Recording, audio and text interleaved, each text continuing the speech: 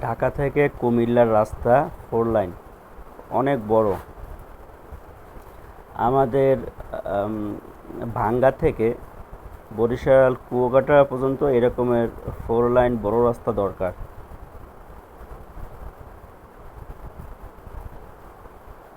আর রাস্তার মাঝখানে গাছ লাগানো, অনেক সুন্দর দৃশ্যগুলো দেখাইতেছে।